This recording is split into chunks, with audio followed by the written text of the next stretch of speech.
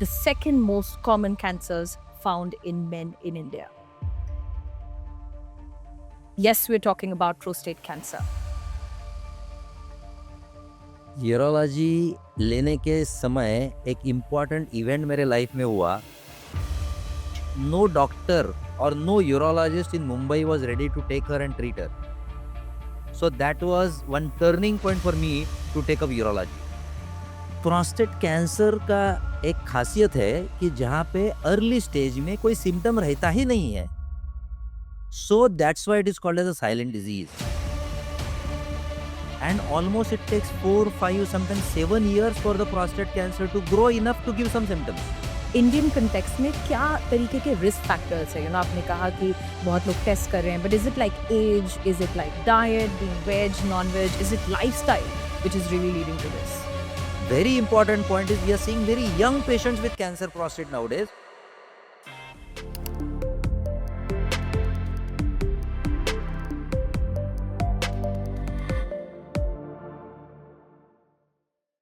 Namaskar, I'm Pooja, your anchor, and I welcome all of you all to the Euro Wellness podcast. Urological problems can affect millions of Indians, affecting their kidney health, prostate issues, urological infections, and much more. So, whether you're a patient, a caregiver, or simply health conscious, this podcast is surely going to empower you with a lot of knowledge and practical tips to understand and deal with this condition better. Today, we're going to be talking about a topic which is also said to be the second most common cancers found in men in India. Yes, we're talking about prostate cancer. And to throw more light on this subject, help us understand the treatment, symptoms, and prevention, we have amongst us one of the most leading urologists in India. Please welcome Dr. Vivek Birla to the Euro Wellness podcast. Dr. Vivek, welcome to our show. Namaste. नमस्ते sir. सो आज की podcast को आगे बढ़ाने से पहले आपसे जानेंगे आपकी कहानी के बारे में.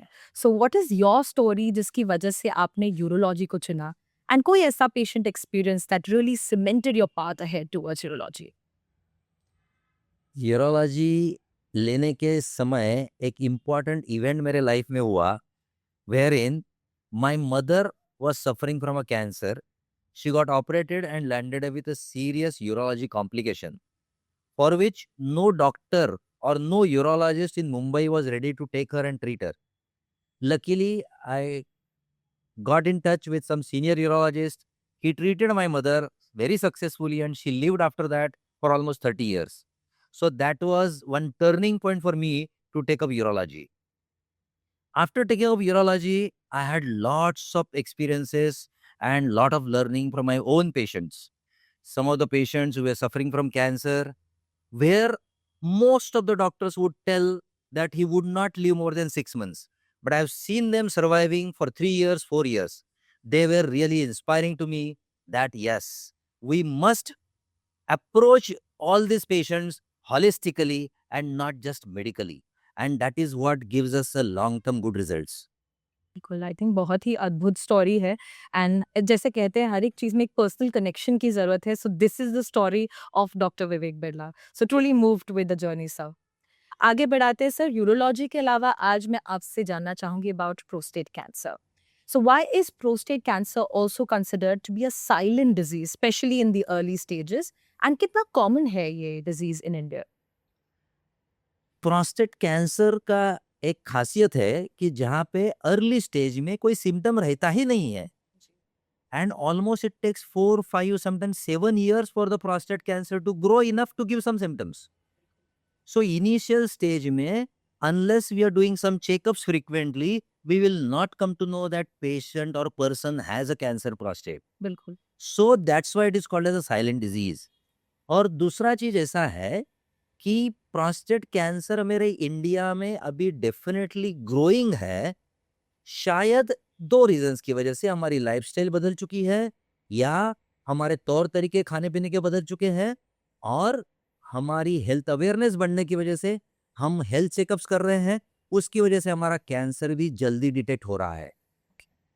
सो आई थिंक आपने बहुत इंपॉर्टेंट पॉइंट कहा doctor Birla, and I wanted to touch कि इंडियन कंटेक्स्ट में क्या तरीके के रिस्क फैक्टर्स है। आपने कहा कि बहुत लोग टेस्ट कर रहे हैं, but is it like age, is it like diet, being veg, non veg, is it lifestyle which is really leading to this?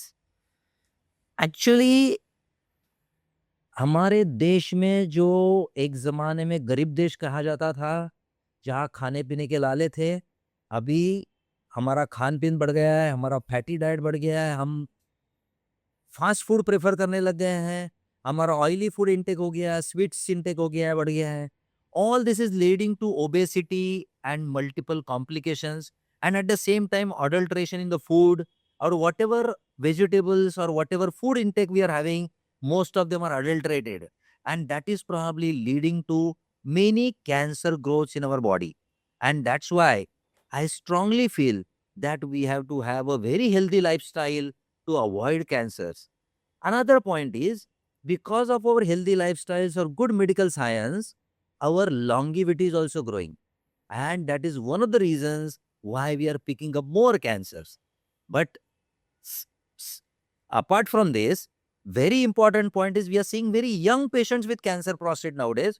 So definitely there are various factors like environmental factors, dietary factors, obesity, metabolic reasons that is leading to probably more cancer prostate patients in males today. So doctor आपने बताया it's a silent disease, we understand कि कई बारी warnings नहीं आएंगे early signs पर, लेकिन ऐसा कोई अगर वार्निंग आप बता सके हमारे मेल्स को, क्योंकि प्रोस्टेट तो होता ही है, बट क्या है वो साइन जो लोगों को पता होना चाहिए, कब स्क्रीनिंग के लिए जाना चाहिए या कब टेस्ट करवाने जाना चाहिए? सपोज आपको यूरिन में बार-बार जाना पड़ रहा है, रात में बार-बार उठना पड़ रहा है, जी। पेशाब का फ्लो स्लो डाउन हो गया है, या आपको पेशाब में जलन है, अंगार है और आप अराउंड 50s 55 एज के ग्रुप हो, तो आपको ज़रूर डॉक्टर से संपर्क करिए और उसमें भी यूरोलॉजिस्ट से संपर्क कीजिए, क्योंकि आम तौर पे जनरल डॉक्टर आपको सही राय नहीं दे पाएँगे। आप यूरोलॉजिस्ट के पास जाओगे, तो वो अच्छा जानकार आपको दे सकता है और आपको मदद कर सकता है। बिल्कुल। सो यूँ कहा जाए कि कोई भी यूरोलॉजिकल प्रॉब्लम अगर हो रही है, उसे नज़रअंदाज ना करें। Yes, and don't wait to really go ahead and test. So first sign is when you really reach doctor. So thank you doctor, and coming to the next question, आप obesity की बात कर रहे थे। So I want people to understand कि obesity, diabetes और prostate cancer, इसमें क्या कनेक्शन है, क्या लिंक है for our people to know? See आजकल हमारा यंग जनरेशन या इवन मिडिल एजड जनरेशन की खाने के तरीके बहुत बदल चुके हैं। हम pizza, pasta, burger, ham, McD and all such sort of foods we are eating. अभी हमारा लेट नाइट खाना भी बढ़ गया है, स्मोकिंग बढ़ चुकी है, डायबिटीज़ की इंसिडेंस बहुत कॉमन हो चुकी है और ये सब तरीके से हमारे बॉडी में कैंसरस सेल्स बनने का प्रभाव ज़्यादा हो रहा है और उसकी वजह से हमें कैंसर से पीड़ित ज़्यादा रुग्ण अभी मिल रहे हैं। और इसके साथ-साथ अपार्ट फ्रॉम डाइट, इम्पोर्टेंट चीज़ है पोल्यूशन, या हमारी जो हम एयर क्वालिटी इंडेक्स के बारे में बात करते हैं, वो बिगड़ती जा रही है। उससे भी हमारे शरीर में कैंसर होने का संभव बढ़ रहा है। बिल्कुल। सो आई थिंक डॉक्टर आपने सारी चीज़ें बता दी कि क्यों हो रहा है, लेकिन इसका प्रिवेंशन क्या है? क्या प्रिवेंटिव स्टेप्स ले सकते हैं हमारी हमारी main specially in their 40s 50s कि ये रिस्क को रिड्यूस तो कर पाएँ? एक्यूआई पर हमारा कंट्रोल नहीं है, खाना-पीना बहुत जंक चल रहा है, बट क्या चीज़ें हैं जो हम प्रिवेंशन के लिए कर सकते हैं? काफ़ी चीज़ें हमारे हाथ में हैं। हम सब लोगों ने ठहराया कि हमारी एयर क्वालिटी भी अच्छी रहनी चाहिए, जिससे हमारी पोल्यूशन कंट्रोल में हम सब सहायता कर सकते हैं। हम सब चीज़ें गवर्नमेंट के भरोसे पे नहीं छोड़ सकते हैं। हमारा भी उतना ही रोल है कि हम एयर क्वालिटी इंडेक्स इम्प्रूव करने के लिए हम अपना भी रोल निभाएँ, जिससे कि पोल्यूशन कम हो। उसके साथ-साथ डाइट कंट्रोल तो डेफ़िनेटली हमारे हाथ में ही है। हम पीयर प्रेशर में या पब्स या पार्टिंग के भरोसे में बहुत कुछ जंक फूड खा रहे हैं और उसका नतीजा डेफ़िनेटली हमें भुगतना पड़ेगा। इसीलिए काफ़ी चीज़ें हमारे हाथ में है, हम उसे कंट्रोल में रख सकते हैं। हम पूरा सब लोगों ने हमें ठहराया कि नहीं, हमें ये सब चीज़ों पे काम करना है, तो हम डेफ़िनेटली रिज़ल्ट मिल पाएगा हमें। बिल्कुल। सो आई थिंक बहुत सिंपल चीज़ें करनी है, अपना खाना ठीक करना है, लेट नाइट्स को कम करना है, एंड अल्कोहल एंड स्मोकिंग पर नियंत्रण रखना है। डेफ़िनेटली। बिल्कुल। सो डॉक्टर प्रिवेंशन हम समझ गए, लेकिन अगर कोई साइन दिखता है, तो किस तरह के टेस्ट करने किसी को जाना है? पीएसए है, बायोप्सी है, कई सारे ऑप्शंस है। सो क्या रिकमेंड किया जाता है? सी सबसे पहले तो आपको यूरोलॉजिस्ट को मिलना है। जो यूरोलॉजिस्ट आपको हिस्ट्री लेगा, आपका क्लिनिकल एग्जामिनेशन करेगा, आपके फिर एक रेक्टल एग्जामिनेशन बोलते हैं, यानी संडास की जगह से उंगली डाल के टेस्ट किया जाता है और इसमें थोड़ा-सा अंदाज आ सकता है कि भाई ये कैंसर का पॉसिबिलिटी है। फिर उसके बाद हम टेस्ट करते हैं blood test called as serum PSA और उसके साथ हम सोनोग्राफी का टेस्ट एक सजेस्ट करते हैं और फिर पेशेंट को वापस से रीइवैल्यूएट करते हैं ये टेस्ट की रिपोर्ट्स के साथ में। ये टेस्ट में हमें काफ़ी आइडिया आ सकता है कि पॉसिबिलिटी कैंसर की है या नहीं है। Okay. So I think test हैं, बट सबसे पहले डॉक्टर को जाके मिले, क्योंकि वो बताएँगे आपको सही टेस्ट क्या है। सो डॉक्टर, टेस्ट मैं समझ गई, बट किस एज में actually men should consider to go ahead and do the screening for prostate cancer, specially 40s and 50s में कब उनको कंसिडर करना चाहिए? Anything specific you want to highlight? See usually आपको कोई सिम्पटम्स नहीं है, आपको कोई तकलीफ नहीं है, तो यूजुअली आप डॉक्टर के पास नहीं जाओगे। लेकिन आजकल हेल्थ चेकअप्स या स्क्रीनिंग बहुत कॉमन हो चुका है और इसलिए हमें पीएसए टेस्ट करवा के लेना चाहिए हेल्थ चेकअप्स और स्क्रीनिंग में हमारी 50 की उम्र के बाद। तो हम सालाना टेस्ट करते हैं या 2 साल में एक बार करते हैं 50 से 60 की उम्र में, तो हमें पीएसए टेस्ट ज़रूर करवाना है क्योंकि वो हमारा को गाइडेंस दे सकता है कि भाई हमारे शरीर में हिडन वेज़ में कैंसर प्रोस्टेट तो नहीं हो रहा है। बिल्कुल। आई थिंक आपने सर एक और एक इम्पॉर्टेंट बात कही थी अबाउट एग्जामिनेशन, कि लोगों को specially Indian men have this stigma around the physical examination. So ये स्टिग्मा से हम कैसे बाहर निकल सकते हैं? You can just give a message for our audience as well. इसमें डॉक्टर का रोल बहुत इम्पोर्टेंट है। डॉक्टर को हमें पेशेंट को कंफर्ट ज़ोन देना है। जी। हम उसको कंफर्टेबल करेंगे, उसको हमें बराबर से उससे बातचीत करेंगे, तो ही does not bother about the test, he will allow us to do the test. तो हम आसानी से उसका तपास कर सकते हैं, क्लिनिकल एग्जामिनेशन कर सकते हैं और हमारे डॉक्टर के हमारे तौर तरीके पे डिपेंडेंट है, हम उनसे कम्युनिकेशन कैसे करते हैं पेशेंट से और हम आगे का एग्जामिनेशन आसान कैसे कर सकते हैं पेशेंट का। बिल्कुल, एब्सोल्युटली राइट सर। सो एग्जामिनेशन के बाद सर आते हैं ट्रीटमेंट पर। हम समझ गए बहुत सारी वजह की वजह से, साइंस की वजह से we get into really having prostate cancer. फिर हमने प्रिवेंशन की बात करी। नाउ कमिंग टू ट्रीटमेंट, किस तरह के ट्रीटमेंट्स अवेलेबल है in case somebody is diagnosed with prostate cancer? And what is the role of AI? हर चीज में एआई आज बहुत आ चुका है। सो क्या है एआई का role in really bringing treatment for prostate cancer? See जैसे भी हमें समझता है कि भाई ये पॉसिबिलिटी कैंसर की है, ये मरीज में पीएसए एबनॉर्मल है, रेक्टल एग्जामिनेशन जो संडास की जगह से जांच करते हैं उसमें भी हमें एबनॉर्मलिटी नज़र आ रही है, तो नेक्स्ट स्टेप रहता है कुछ एमआरआई स्कैन या सीटी स्कैन और फिर उसके बाद आती है प्रोस्टेट की बायोप्सी। प्रोस्टेट की बायोप्सी आप डरिए नहीं, बहुत आसान तरीके से होती है आजकल और उसी में कुछ दर्द भी नहीं होता है, कुछ एडमिट भी करना नहीं पड़ता है पेशेंट को और प्रोस्टेट बायोप्सी एक ही चीज़ है जहाँ पे हमें 100% डायग्नोसिस होगा कि ये कैंसर ही है और कैंसर है तो उसका ग्रेड क्या है। जब वो हम प्रूव करते हैं तो उसके बाद एक नेक्स्ट टेस्ट आता है जिसको बोलते हैं पीएसएमए स्कैन। ये एक तरीके का न्यूक्लियर स्कैन रहता है और उसमें हमें समझता है कि ये कैंसर और भी कहाँ फैल चुका है क्या और इसको बोलते हैं हम स्टेज ऑफ द कैंसर। तो ये 2 जानकारी हमें हासिल हो गई तो उसके बाद हमें ट्रीटमेंट करना आसान होता है। लकीली कैंसर प्रोस्टेट ये एक ऐसी बीमारी है जिसके बारे में कहते हैं कि many patients of the cancer prostate die with the disease rather than of the disease. यानी इसमें हम बताना चाहेंगे कि कैंसर प्रोस्टेट से मौत आने का कारण कम है, हमारे बुढ़ापे के कारण हमारा मौत आ सकता है।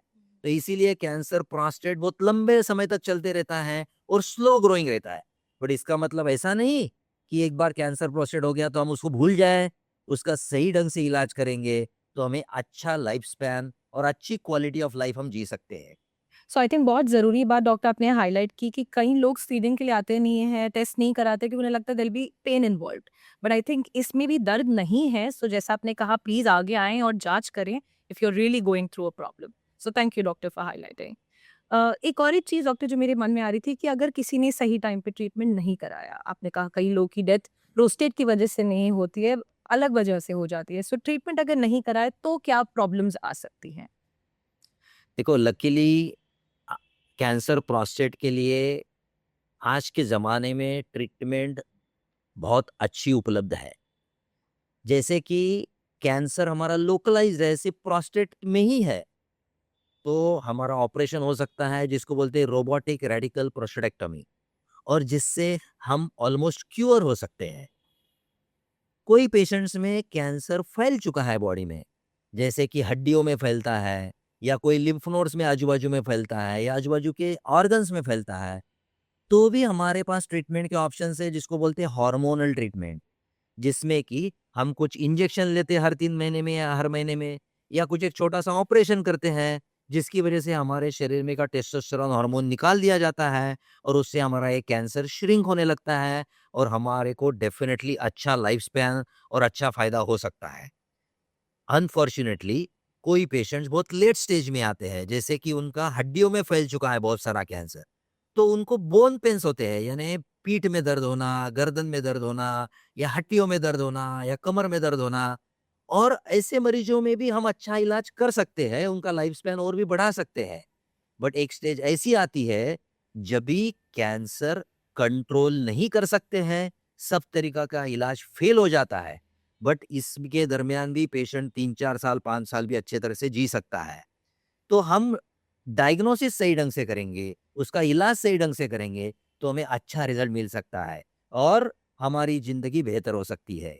लेकिन लेट स्टेज में हम इलाज करेंगे, तो भी हमें 2-3 साल हमारे ठीक जा सकते हैं, लेकिन हमारे को अल्टीमेटली कैंसर से तकलीफ होके हमारा थोड़ा-सा पेनफुल डेथ हो सकता है। बिल्कुल। थिंक सही वक़्त पर सही इलाज is the only way that I see. एक और एक चीज़ डॉक्टर जो लोगों को मिल स्पेशली क्योंकि आपने कहा 40 या 50 की उम्र में होता है, मैंने देखा है सीनियर एज्ड लोगों में कि उन्हें ऑपरेशन से डर लगता है। ऐसा लगता है कि नहीं ऑपरेशन होने के बाद साइड इफ़ेक्ट्स रह जाएँगे। मैंने सुना है प्रोस्टेट कैंसर से इनकॉन्टिनेंस होता है या there is erectile dysfunction, there are other urological problems जो शायद शुरू हो सकते हैं। सो अगर आप बता सकें इस तरह के साइड इफ़ेक्ट्स होते हैं और अगर होते हैं तो उनके लिए क्या किया जा सके? देखो, इफ सपोज़ कैंसर प्रोस्टेट हमारा कम उम्र में डायग्नोसिस हो जाता है या कम उम्र में ही हो जाता है, जैसे हम 50 के लगभग के हैं और हमें कैंसर प्रोस्टेट डायग्नोसिस होता है, तो यूजुअली लोकलाइज़ कैंसर के लिए हम रोबोटिक रेडिकल प्रोस्टेटेक्टमी करते हैं। लेकिन उसके बाद एक कॉमन साइड इफ़ेक्ट है जिसमें इनकॉन्टिनेंस ऑफ यूरिन यानी पेशाब कंटीन्यूअसली लीक होना ऑपरेशन के बाद, ये कॉमन है। यूजुअली ये कॉम्प्लिकेशन पहले 2-3 महीने के बाद ऑपरेशन के बाद सेटल भी हो जाता है, लेकिन 1% मरीजों में ये कॉम्प्लिकेशन परमानेंट भी हो सकता है। फिर वो पेशेंट को कभी-कभी डायपर के साथ जीना पड़ सकता है। बट आप डरिए नहीं इसके लिए, क्योंकि ये कॉम्प्लिकेशन अनकॉमन और रेयर है। दूसरा कॉम्प्लिकेशन जिसमें कि इरेक्टाइल डिसफंक्शन, यानी इनको लिंग का टाइटनेस कम हो जाता है। अभी लिंग टाइटनेस नहीं होने की वजह से वो आगे का सेक्सुअल लाइफ नहीं ठीक तरह से जी सकते हैं। लेकिन इसके लिए भी कुछ ऑप्शंस है, कुछ ट्रीटमेंट उपलब्ध है, जिससे कि ये हम वापस से रीसेट कर सकते हैं और सेक्सुअल लाइफ और सेक्सुअल हेल्थ उनका इम्प्रूव कर सकते हैं। बिल्कुल, I think her side effect का इलाज है, सो इलाज से ना भागें साइड इफ़ेक्ट्स के साथ डील किया जा सकता है। सो डॉक्टर मेंटल सपोर्ट की कितनी ज़रूरत है specially if somebody is got prostate cancer? So उसका क्या इन्वॉल्वमेंट है और हमें किस तरीके से उन्हें सपोर्ट करना चाहिए for someone who is dealing with prostate cancer? पहले तो जब भी कोई सुनता है कि भाई कैंसर है, तो पूरा फैमिली शैटर हो जाता है। पूरा फैमिली सोचने लगता है भाई अभी तो लाइफ बचा ही नहीं है। सो पेशेंट का साइकोलॉजी प्लस फैमिली का साइकोलॉजी भी संभालना बहुत ज़रूरी है और इसमें इम्पोर्टेंट रोल डॉक्टर का है, यूरोलॉजिस्ट का है, जो प्राइमरीली उनको ट्रीटमेंट करने वाले हैं। ऐसे स्टेज में पेशेंट को अच्छे से सँभालना, उसको बराबर से समझाना, उसका लाइफ स्पैन कैसे हम बढ़ा सकते हैं, उसका क्वालिटी ऑफ लाइफ कैसे अच्छा हो सकता है, ये सब उसको हम बताते हैं। उसके साथ-साथ फैमिली सपोर्ट यानी पेशेंट की वाइफ़ है या उनके बच्चे हैं, उनको भी ये जानकारी देना बहुत इम्पोर्टेंट है।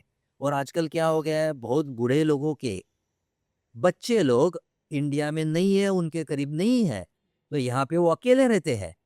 उनको सपोर्ट सिस्टम डेवलप करना बहुत इंपॉर्टेंट है। और सपोज हम मेंटली बैलेंस्ड है तो हमारी ट्रीटमेंट भी सही होगी, हमारी रिकवरी भी अच्छी होगी।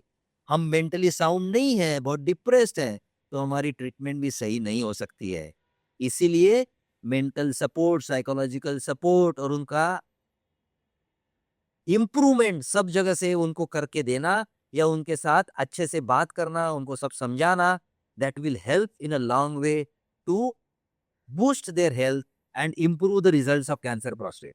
बिल्कुल। आई थिंक हर रोग की शुरुआत यहीं से है। सो अगर आपका मन सही है, मन शांत है, तो हर रोग से आप सामना कर सकते हैं और इलाज बिल्कुल करवा सकते हैं।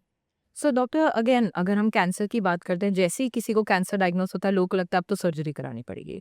पर आई थिंक अगर आप बता सकें कि सर्जरी के अलावा और भी क्या ऑप्शंस हैं लोगों के पास for treatment? Actually cancer prostate ये ऐसी बीमारी है कि बहुत लोगों को सर्जरी का ट्रीटमेंट जरूरी भी नहीं है। मेडिसिन्स, हार्मोनल इंजेक्शंस, रेडियोथेरेपी, इसके सहायता से भी काफ़ी लोगों का ट्रीटमेंट सही ढंग से और अच्छे समय तक चल सकता है। बट एक और इम्पॉर्टेंट चीज़ ऐसी है कि जब भी हमारा डायग्नोसिस कैंसर प्रोस्टेट का होता है, हमारी ट्रीटमेंट चालू हो जाती है, तो हमारे देश में बहुत सारे मरीज क्या करते हैं, वो ट्रीटमेंट आधा पूरा छोड़ देते हैं या जब भी उनको अच्छा लगना लगता है 1-2 साल के बाद ट्रीटमेंट ड्रॉप आउट कर देते हैं। वैसा मत करो। ये ट्रीटमेंट आपको लाइफ लॉन्ग ज़रूरी है, क्योंकि 2 साल, 4 साल, 5 साल के ट्रीटमेंट के बाद आप अच्छे हो गए थोड़ा बहुत, लेकिन ये कैंसर वापस से दोबारा हो सकता है। तो इसीलिए आपका रेगुलर फ़ॉलो-अप यूरोलॉजिस्ट के साथ, जो आपका ट्रीटमेंट कर रहा है उसके साथ, या आप सपोज़ रिलोकेट हो जाते हो कोई नए सिटी में, तो वहाँ से नए यूरोलॉजिस्ट के पास ज़रूर चालू रखिएगा। बिल्कुल। नहीं, thank you doctor for highlighting this. सर्दी ज़ुकाम की बीमारी नहीं है जिसकी 2 दिन गोली लेके बंद करें हम। प्रोस्टेट कैंसर की ट्रीटमेंट लाइफ लॉन्ग शुरू होगी। सो डॉक्टर आप 3 डेकेड्स से प्रैक्टिस कर रहे हैं, जैसा आपने बताया 30 सालों का एक्सपीरियंस है and I am sure doctor is also considered to be an entrepreneur. So क्या मैसेज और क्या एडवाइस देना चाहेंगे आप अपने यंग डॉक्टर्स को, जो प्रैक्टिस सेटअप कर रहे हैं, what should be considered? See unfortunately अभी जो यंग यूरोलॉजिस्ट और यंग डॉक्टर्स आ रहे हैं प्रैक्टिस में, उनका ज़्यादा तरीका ट्रीटमेंट का इन्वेस्टिगेशंस पे डिपेंडेंट है।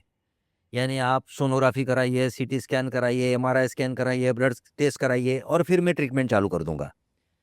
लेकिन हम उनको सलाह देंगे कि पेशेंट का एग्जामिनेशन और हिस्ट्री प्रॉपरली लो, उसके बाद आपका डायग्नोसिस, डिफरेंशियल डायग्नोसिस के तरफ जाओ, उसके बाद आपका डायग्नोसिस प्रूव करने के हिसाब से और ट्रीटमेंट के हिसाब से टेस्ट कराओ। ये तरीका बहुत ज़रूरी है, क्योंकि आजकल डॉक्टर्स भी डायरेक्टली इन्वेस्टिगेशंस की तरफ दौड़ रहे हैं और पेशेंट्स या मरीज भी डायरेक्टली इन्वेस्टिगेशंस की तरफ दौड़ रहे हैं। वो डायरेक्टली हमें रिपोर्ट लाके बताते हैं और बोलते हैं अभी इसका इलाज करो।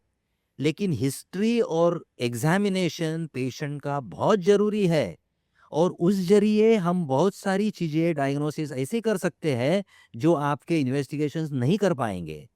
तो आप वो मत भूलिएगा, आप यंग हो या ओल्ड हो, लेकिन आपको पेशेंट को देखना, पेशेंट से बात करना, पेशेंट का तपास करना, पेशेंट को एग्जामिनेशन करना बहुत ज़्यादा इम्पोर्टेंट है, इन्वेस्टिगेशन से भी ज़्यादा इम्पोर्टेंट है। तो वो सबसे इम्पोर्टेंट चीज़ मैं आपके जनरेशन को, आज के नए जनरेशन को कहना चाहूँगा कि आप उस पे फोकस कीजिएगा, आप टेस्ट और ऑपरेशन पे ज़्यादा फोकस मत करो। सर जब हम कैंसर की बात करते हैं तो सबसे पहला क्वेश्चन एक आम आदमी के दिमाग में आता है whether it has a family history और नॉट। तो अगर किसी की फैमिली हिस्ट्री में कैंसर है या प्रोस्टेट कैंसर है, तब उसको कौन सी एज से स्क्रीनिंग के लिए या टेस्ट के लिए जाना चाहिए? इनफैक्ट हिस्ट्री है फैमिली में कैंसर प्रोस्टेट का, तो हमें प्रोस्टेट कैंसर होने का संभव बहुत ज़्यादा बढ़ जाता है और इसीलिए हमें 45 एज ग्रुप पहुँचते ही स्क्रीनिंग चालू कर देना चाहिए और सालाना हमें सीरम पीएसए टेस्ट और यूरोलॉजिस्ट का कंसल्टेशन लेना चाहिए, क्योंकि हमारा रिस्क बहुत ज़्यादा है। सपोज हमारे फादर में या हमारे ग्रैंडफादर में कैंसर प्रोस्टेट हो चुका है तो इसीलिए हमें जल्दी स्क्रीनिंग करना चालू करना चाहिए। Okay, so that will be at the age of 35 40? 45 around. 45 only. Okay, Yes. Great.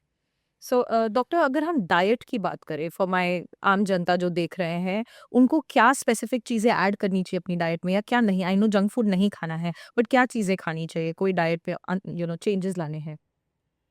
हमें वेजिटेरियन फूड प्रेफर करना चाहिए। नॉन वेजिटेरियन फूड हम जितना ज़्यादा खाएंगे उतना पॉसिबिलिटी ऑफ कैंसर ग्रोथ का ज़्यादा होगा।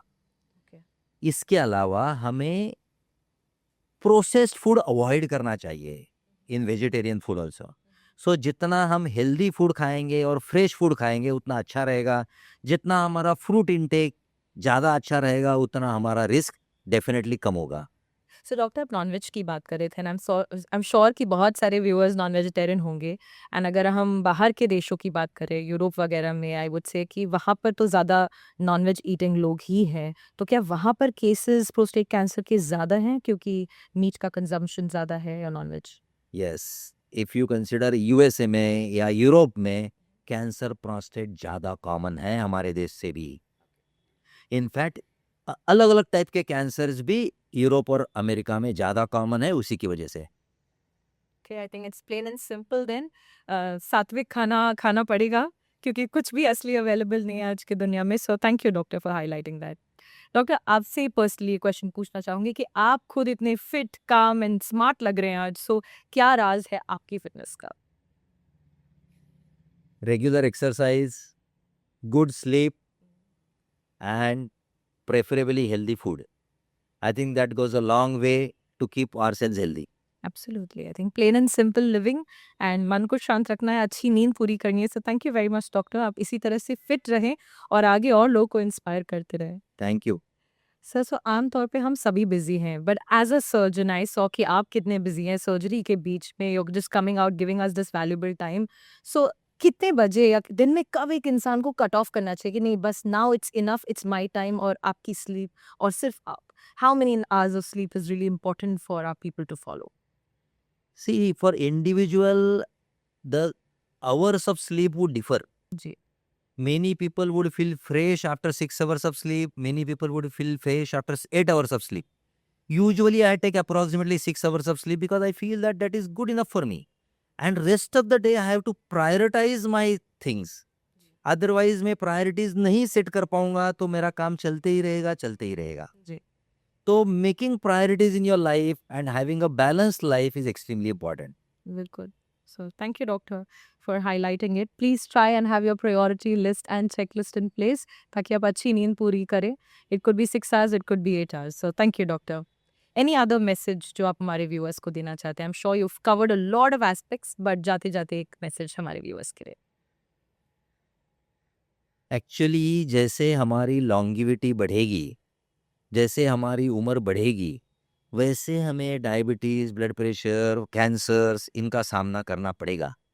लेकिन हम हमारी लाइफ़स्टाइल हेल्दी रखने का कोशिश करेंगे जिसमें कि हमें खान-पान पे ध्यान देना है, हमारा रेगुलर स्लीप होना चाहिए या हमारा मेंटल हेल्थ अच्छा होना चाहिए।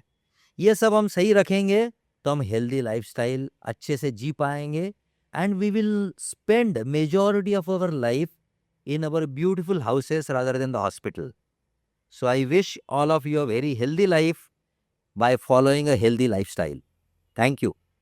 सो डॉक्टर, अगर कोई आपके पास से ट्रीटमेंट कराना चाहते हैं, आपको आके मिलना चाहते हैं, तो वो कहाँ आ सकते हैं? We have a center called High Tech Urology Center at Thane. It is there for last 30 years. We are prominently located near Nitin Company Junction Signal and we are available from morning to night there for consultations as well as admission facilities and operation facilities. So thank you very much once again, doctor, for sharing in so much of information about urology, prostate cancer. I'm sure हमारे सारे viewers को बहुत benefit होगा ये सारी information से.